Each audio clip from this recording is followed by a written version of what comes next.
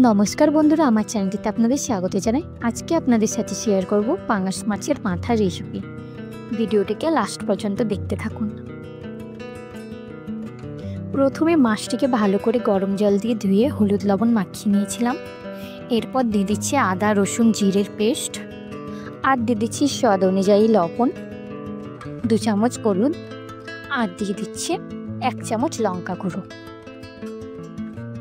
মশলাগুলিকে মাছের মাথার সঙ্গে ভালো করে মাখিয়ে নিয়েছি। এরপর প্রথমে কড়াইয়ে তেল দিয়ে দিচ্ছি। তেলটি গরম করে 1/2 চামচ পাঁচফোড়ন দিয়ে দিচ্ছি। এরপর মশলা মাখানো মাছগুলি দিয়ে দিচ্ছি। সেটিকে ভালো করে তেলের সঙ্গে মাখিয়ে নিয়েছি। 2 মিনিট পর কাঁচা লঙ্কা, টমেটো আর ধনে পাতা দিয়ে দিচ্ছি। এরপর ভালো করে নাড়াচাড়া করে নিচ্ছি।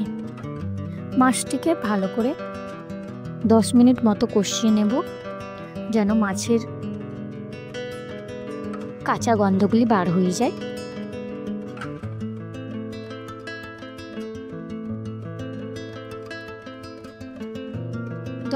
এখানে ভালোভাবে আমি কষিয়ে নিলাম, কাঁচা গন্ধার ভাজা গন্ধ বার হয়ে গেছে। এরপর আমি 2 গ্লাস জল দিয়ে সেদ্ধ করে নেব সেদ্ধ হবার মতো। চারিপাশ থেকে মশলাগুলি ভালোভাবে ছাড়িয়ে নিয়েছি। এবার 10 থেকে 15 মিনিট ফুটিয়ে নামিয়ে নেব।